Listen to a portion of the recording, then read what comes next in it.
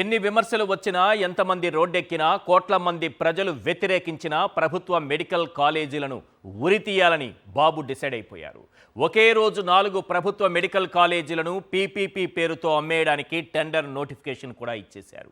ప్రభుత్వ మెడికల్ కళాశాలలకు ఉరిశిక్ష అమలే ఇక మిగిలి ఉంది.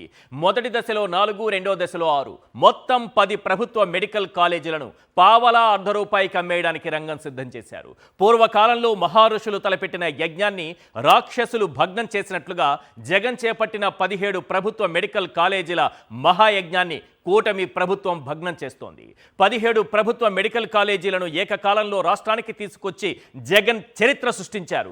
ఆ చరిత్రను మసకబారేలా చేసి చంద్రబాబు చీకటి రోజును మిగిల్చారు.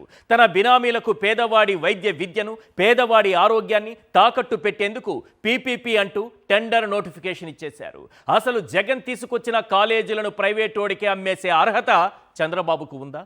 పావలా ₹1 ప్రజల ఆస్తులను ప్రైవేటోడికి దోచిపెట్టే హక్కు చంద్రబాబుకు ఉందా?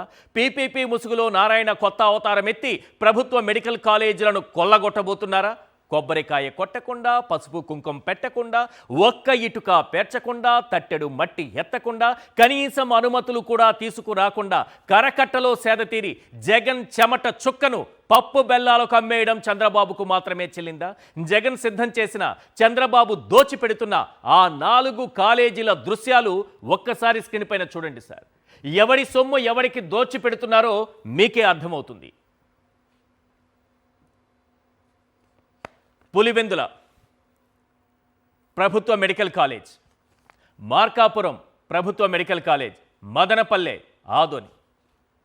పులివెందుల మెడికల్ కాలేజ్ పూర్తి స్థాయిలో నిర్మాణాలు పూర్తి చేసుకొని అడ్మిషన్లు విద్యార్థులు జాయిన్ కావడానికి ఎన్ఎంసీ కూడా పర్మిషన్ ఇచ్చి 50 సీట్లు కేటాయిస్తే దాన్ని చంద్రబాబు నాయుడు గారు ఆ 50 సీట్లని కాళ్లతో అలా తన్నేశారు.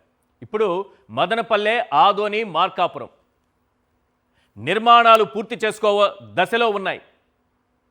ఇక పెయింట్లేసి లోపల ఇన్ఫ్రాని పెట్టడమే.